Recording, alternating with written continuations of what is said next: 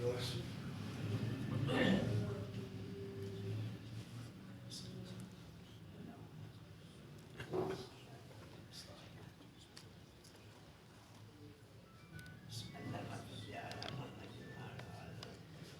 قصص پارہ نمبر 20 آیہ کریمہ نمبر 61 سے لے کر 64 تک۔ نحمدہ ونصلی ونسلم علی رسولہ الکریم، اما بعد فاعوذ باللہ من الشیطان الرجیم، بسم اللہ الرحمن الرحیم۔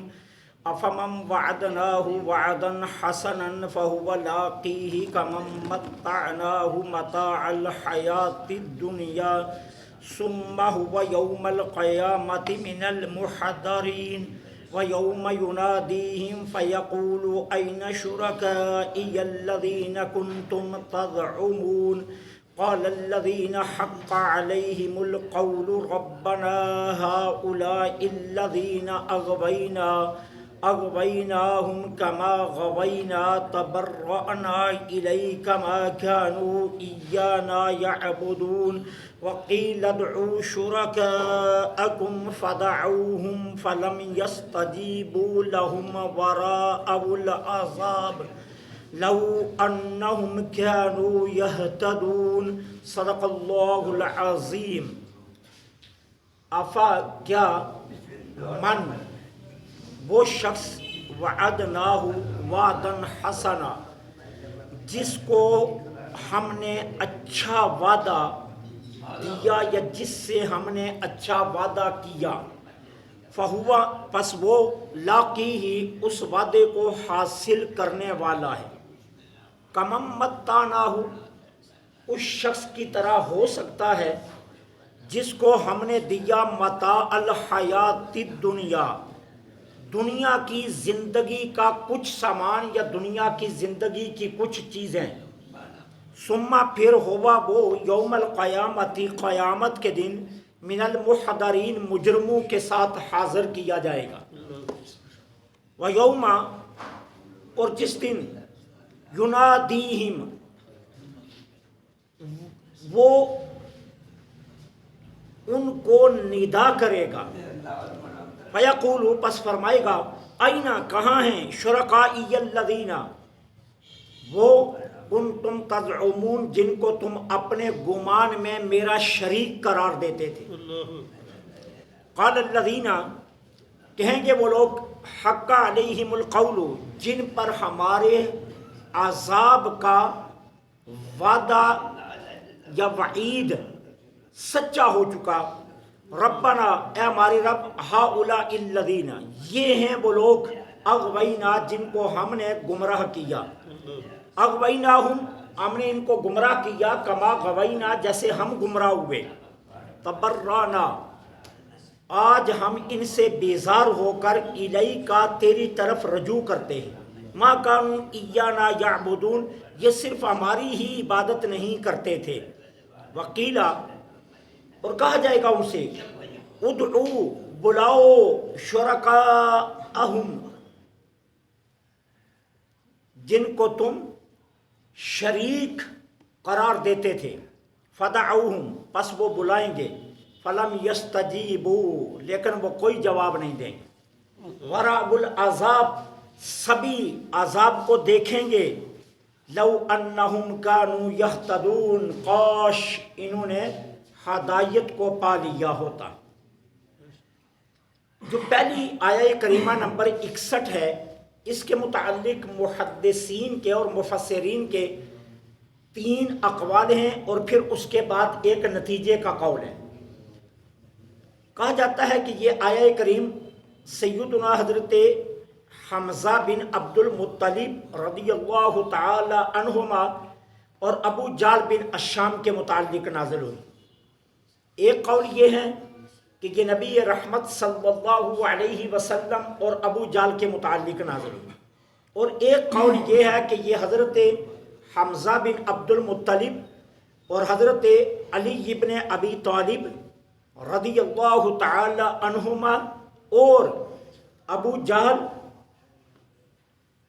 کے متعلق نازل ہوئی، اور نتیجہ قول کا یہ ہے کہ یہ ہر ایمان والے اور ہر کافر کے متعلق ہے۔ اللہ کیوں؟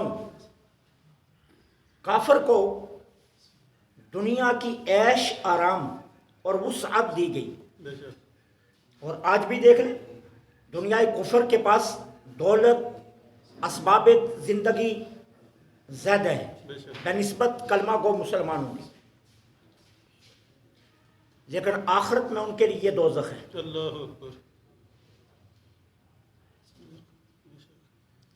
اور ہر ایمان والا اللہ کے اجر اور ثواب کے وعدے پر دنیا کے آلام اور مصائب کو برداشت کرتا ہے، اور آخرت میں اس کے لیے جنت ہے۔ بے شک۔ اب اللہ تعالیٰ فرماتے ہیں یہ دونوں کیسے برابر ہو سکتے ہیں؟ ایک وہ ہے کہ جس سے اللہ نے اچھا وعدہ فرمایا اور وہ وعدہ اس کے ساتھ پورا ہونے والا ہے، وہ اس وعدے کو حاصل کر لے گا، اور ایک گروہ وہ ہے کہ جن کو اللہ نے دنیا کی چیزیں عطا کر دیں اور پھر قیامت کے دن مجرموں کے ساتھ حاضر کیے جائیں گے۔ اللہ اکبر۔ اب خود فیصلہ کر لو، ایک وہ ہے جنہیں دنیا کے مصائب و آلام برداشت کرنے پڑے، اور ایک وہ ہے جس کے پاس سامان دنیا بہت ہے، لیکن ایک کے لیے دنیا کے مصائب اور آلام کے بدلے میں جنت کا وعدہ ہے، اور ایک کے لیے دنیا کی عیش اور آرام کے بدلے میں دوزخ کا وعدہ ہے۔ اللہ اکبر۔ یہ دو برابر تو نہیں ہو سکتے۔ بے شک۔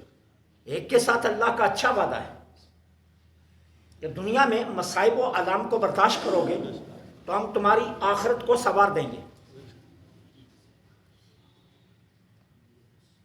بیماری پر بھی شکر، تنگ دستی پر بھی شکر، مصائب پر بھی، آلام پر بھی صبر اللہ کے حکم سے کرو گے، اور ہر حال میں اس کا شکر بھی ادا کرو گے، اور ہر حال میں اس کے احکامات پر عمل بھی کرو گے، تو اب تو اللہ کا تم سے کیا وعدہ ہے؟ یہ عارضی مصیبتیں ختم ہو جائیں گی اور دائمی جنت میں نے تمہارے لیے رکھی ہے۔ اب ایک وعدہ ہے، بے شک۔ اور وہ وعدہ حاصل بھی ہوگا، یہ بھی نہیں ہے کہ حاصل نہیں ہوگا۔ کچھ وعدے ہوتے ہیں نا کہ جو وعدے رہتے ہیں حاصل نہیں ہوتے۔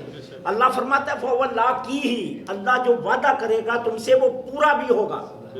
ایسا نہیں ہے اگر اس نے کہا کہ میں تمہیں حوریں دوں گا تو دے گا، اگر اس نے کہا میں تمہارے لیے محل بنا رکھے ہیں تو محل بنا رکھے ہیں، اگر وہ کہتا ہے میں تمہیں نعمتیں دوں گا تو تمہارے لیے نعمتیں رکھی ہیں۔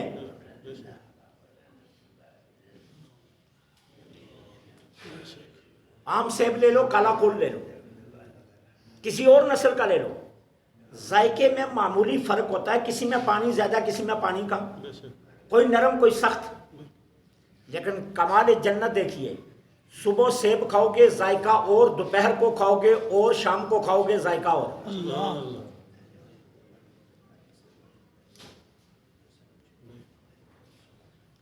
اب قرآن کہتا ہے کہ جب صبح سیب غلمان خادم جنتی کے سامنے رکھیں گے تو جنتی کھا لے گا، دوپہر کو پھر وہی سیب آئیں گے تو کہے گا یہ تو میں نے صبح کھائے تھے، تم وہی لے آؤ، تو اللہ محبت سے آواز دے گا ارے میرے بندے کھا کر دیکھ تو صحیح، شکل وہی ہے ذائقہ اور ہے۔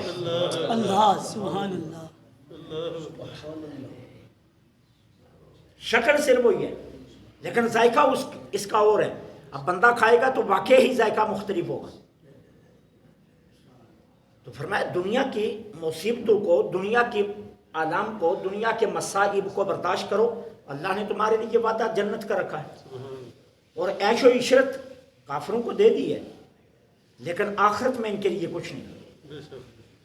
تم ان کو دیکھ کر اپنے ایمان کو خراب مت کرنا، ان کو دیکھ کر اپنے عقیدے کو متزلزل مت کرنا، ان کو دیکھ کر اپنے نظریات میں کوئی فرق نہ آنے دینا، اپنے ایمان میں کوئی فرق نہ آنے دینا کہ جی میں تو نماز پڑھتا ہوں اور میں مشکلات میں ہوں، اور یہ دیکھیے یہ کلمہ بھی نہیں پڑھتا، یہ کافر ہے، یہ بتوں کو پوجتا ہے، یہ موجیں کر رہا ہے۔ اللہ فرماتا ہے یہ موجیں عارضی ہیں، یہ دائمی نہیں ہیں، یہ وقتی ہیں، یہ سب کچھ چھن جانے والا ہے، اور ہم نے تو اس سے جنت کا وعدہ کیا جو کبھی چھینی نہیں جائے گی۔ تو اس بات پر دھیان دیں فرمایا کیا وہ شخص کہ جس سے اچھا وعدہ کیا اور پھر وہ اس وعدے کو حاصل کرنے والا، کیا اس شخص کی طرح ہو سکتا ہے کہ جس کو ہم نے دنیا کی چیزیں دی اور پھر وہ قیامت کے دن مجرموں کی صف میں لایا جائے گا؟ دنیا میں تو بڑی موجیں کر رہا تھا، لیکن قیامت کے دن مجرموں کی صف میں کھڑا ہے اور یہ مصائب و آلام سہ رہا تھا، لیکن آج یہ اللہ کی رحمت کے سائے میں کھڑا ہے۔ تو فرق تمہارے سامنے ہے، ٹھیک ہے؟ ایک دن سرداران مکہ گٹھے ہو کر میرے آقا کے پاس آئے، بڑے بڑے سردار، جی میں اپنے قبیلے سارے کا سردار، میں اپنے قبیلے کا سردار، میں اپنے قبیلے کا سردار، اگر میں نے ایمان قبول کر لیا نا میرا سارا قبیلہ میرے پیچھے ہے، وہ بھی ایمان قبول کرے گا۔ دوسرے نے بھی یہی کہا، تیسرے نے بھی کہا، دیکھیے ہم 5 لوگ ہیں، ہم پانچوں کے پیچھے ہزار بندہ ہے، ہم اگر کلمہ 5 پڑھتے ہیں تو ہمارے پیچھے 5000 اور آئے گا۔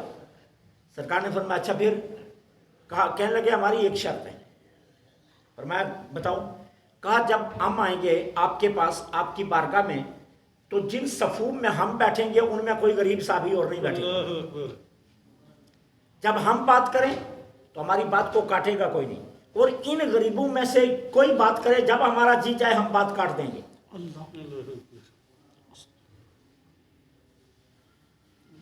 ہم جب آئیں تو یہاں بلال نہیں ہونا چاہیے، صہیب رومی نہیں ہونا چاہیے، سلیمان نہیں ہونا چاہیے، اس طرح کے غریب صحابہ نہیں ہونے چاہیے، اور نماز کے لیے پہلی صفیں ہمارے لیے مختص ہونی چاہیے، پہلی صفوں میں کوئی نہ بیٹھے، ہم آ کر بیٹھیں گے، باقی جس نے بیٹھنا پیچھے بیٹھے۔ اللہ تعالیٰ نے جبریل امین کو بھیجا، محبوب انہیں کہو دفع ہو جاؤ، ہمیں ضرورت نہیں ہے، ہمیں ضرورت ہی نہیں، تمہارے جیسے 5000 کیا 5 کروڑ ہم بلال کی جوتی کی نوک پر قربان کر دیں، ہمیں ضرورت ہی نہیں ہے، اٹھو جاؤ۔ دنیا کے مال و اسباب پر اتراتے پھرتے ہو، یہ دنیا کے مال و اسباب تو ختم ہو جانے والے، فرمایا برابر نہیں ہو سکتے۔ اب اس کے بعد اللہ فرماتے ہیں وَيَوْمَ يُنَادِي، اللہ ندا فرمائے گا، فَيَقُولُ، کیا فرمائے گا، أَيْنَ شُرَكَائِيَ الَّذِينَ، کہاں ہیں وہ شریک جن کو تم اپنے گمان میں میرا شریک ٹھہراتے تھے؟ کیونکہ کفار مکہ کا بتوں کے متعلق عقیدہ یہ تھا کہ اللہ تعالیٰ اتنے بڑے نظام کو اکیلا نہیں چلا سکتا، اتنی بڑی کائنات کو وہ اکیلا کیسے چلا سکتا ہے؟ لہٰذا یہ جو ہم نے 313 رکھے ہوئے نا حرم کے اندر، یا 360، یہ 360 اس کے معاملات میں اس کے شریک ہیں اور مل کر نظام چلا رہے ہیں۔ اور دوسرا عقیدہ کیا تھا، یہ قیامت کے دن اللہ سے ہمیں چھڑوائیں گے، اور ان کو معبود مانتے تھے رب کی طرح، جس طرح رب کو معبود مانتے تھے اسی طرح ان کو بھی معبود مانتے تھے، انہیں مخلوق نہیں کہتے تھے، انہیں بھی معبود قرار دیتے تھے۔ اب اللہ تعالیٰ فرمائے گا جن کو تم اپنے گمان میں کیا مطلب، یہ تمہارا اپنا عقیدہ تھا نا، کوئی دلیل تو نہیں ہے نا، کوئی تمہارے پاس سند تو نہیں ہے نا، تو جو سند نہ ہو، جس پر کوئی دلیل نہ ہو، وہ اپنا گمان ہوتا ہے، جی میرا گمان یہ کہتا ہے، اچھا اس گمان پر کوئی دلیل کوئی ثبوت، جی کوئی ثبوت نہیں۔ اللہ نے کسی نبی کو کہا کہ میں اکیلا نہیں چلا سکتا نظام، یہ کچھ اور بنانا، میں نے ان کو شریک بنانا ہے، یا تمہارے پاس آسمانی کتابوں میں سے کوئی کسی کتاب سے یہ حکم ثابت ہے، یا کوئی فرشتہ تمہارے پاس آیا اور اس نے آ کر تمہیں کہا کہ یہ بھی معاملات میں شریک ہیں؟ نہیں ہے نا، تو یہ تمہارا اپنا ذاتی گمان تھا۔ اب بتاؤ، قال الذین، کہیں گے کون؟ کفار کے سردار اور ان کے رئیس بولیں گے، حق علیہم القول، اللہ فرماتا ہے جن پر ہمارے عذاب کی وعید ثابت ہو چکی ہے، وہ بولیں گے، کیا کہیں گے، ربنا، ہمارے رب، ہؤلاء الذین اغوینا، یہ وہ لوگ ہیں جن کو ہم نے گمراہ کیا۔ اب وہاں جرت کیسے ہے انکار کرنے کی؟ وہاں تو جرت نہیں نہ ہوگی انکار کرنے کی، اب خود بول پڑیں گے یہ کفار کے رئیس اور سردار، یہ وہ لوگ ہیں جن کو ہم نے گمراہ کیا، لیکن ہم نے زبردستی نہیں کیا، ہم نے کوئی ڈنڈوں سے نہیں کیا، ہم نے بندوقوں سے نہیں کیا، ہم نے تلواروں سے نہیں کیا، ہم نے گھیر کر نہیں کیا، ہم نے کوئی لالچ دے کر نہیں کیا۔ ہوا کیا ہے؟ اغویناہم کما غوینا، ہم نے ان کو ان کی رضا اور رغبت کے ساتھ گمراہ کیا، جس طرح ہم خود اپنی مرضی سے گمراہ ہوئے۔ نہ ہمارے گمراہ ہونے میں کسی غیر کی مرضی شامل تھی، نہ کوئی حکم شامل تھا، نہ کسی کا کہنا شامل تھا، اور نہ ان کے گمراہ ہونے میں کسی کی مرضی تھی، بلکہ برضا اور رغبت یہ بھی گمراہ ہوئے اور ہم بھی برضا اور رغبت گمراہ ہوئے ہیں۔ اللہ ہمیں کسی نے کہا نہیں ہے، ہم اپنی مرضی سے گمراہ ہوئے۔ تبرنا، آج ہم ان سے بیزار ہو رہے ہیں۔ سردار کہیں گے، رئیس کہیں گے تبرنا، آج ہمارا ان سے کوئی تعلق نہیں، ہم ان سے بیزار ہو رہے ہیں، ہم ان سے بیزار ہو رہے ہیں۔ لیکن ہمارے آقا تو نہیں فرمائیں گے، ہمارے آقا تو نہیں فرمائیں گے اپنے اونٹنی کے متعلق جس نے کلمہ پڑھا وہ جتنا مرضی بڑا گناہ گار ہو، اللہ میزان عدل پر لائے گا، محبوب یہ ہے تیرا اونٹی، دیکھ اس کے کتابیں، ایک اجر بھی نہیں اس کے پاس، ایک ثواب بھی نہیں، ایک نیکی بھی نہیں، ایک نیکی بھی نہیں، اب تو ہی بتا کیا کروں۔ محبوب فرمائے گا اللہ میں تو حاضر ہوں، میں اس کی بھی شفاعت کروں۔ اللہ سرکار فرماتے ہیں اللہ نے مجھے اختیار دیا، کس بات کا؟ شب معراج۔ محبوب دو باتیں ہیں، یا تو آدھی امت بخشوا لو آج، یا تو آدھی امت بخشوا لو، یا شفاعت کا حق لے لو، دو میں سے جو مرضی سودا کر لو شب معراج۔ سرکار نے فرمایا میں نے اللہ سے عرض کیا مولا میں آدھی امت نہیں، میں شفاعت کا حق مانگتا ہوں۔ رب نے فرمایا ٹھیک ہے میں نے تجھے شفاعت کا حق دیا۔ اب سرکار صحابہ سے پتہ ہے کیا فرماتے ہیں؟ فرماتے ہیں جانتے میں نے شفاعت کا حق کیوں لیا؟ میں چاہتا ہوں تو میں اللہ سے کہہ دیتا اللہ آدھی امت بخش دے، میری ساری امت تو گناہ گار نہیں نا، آدھے تو نیک ہے نا، تو آدھے گناہ گار ہوں گے تو آدھے میں نے بخشوا لے، آدھے نیکیوں سے بخشے جائیں گے، تو میری امت کی تو موج لگی۔ لیکن میں نے ایسا نہیں کیا، میں نے عرض کیا مولا مجھے شفاعت کا حق دے دے۔ جانتے ہو کیوں مانگا؟ جی آپ ہم نہیں جانتے، آپ ہی جانتے ہیں۔ فرمایا اس لیے کہ جس کے پاس کوئی بھی عمل نہیں ہوگا میں اسے بھی بخشواؤں، اللہ سبحان اللہ، میں اس کی بھی شفاعت کروں، میں اس کو بھی بخشواؤں۔ اس سے میں نے آدھی امت پر سودا نہیں کیا، میں نے ساری امت کے لیے شفاعت لے لی۔ تو ہمارے آقا نہیں بیزار ہوں گے، بیزار کون ہوں گے؟ بت، کفار کے سردار، رئیسان کفر، یہ بیزار ہوں گے۔ کیا کہیں گے؟ الیک کا اللہ ہم تیری طرف رجوع کرتے ہیں۔ اللہ کیا فرمائے گا؟ رجوع کا وقت ختم ہو گیا۔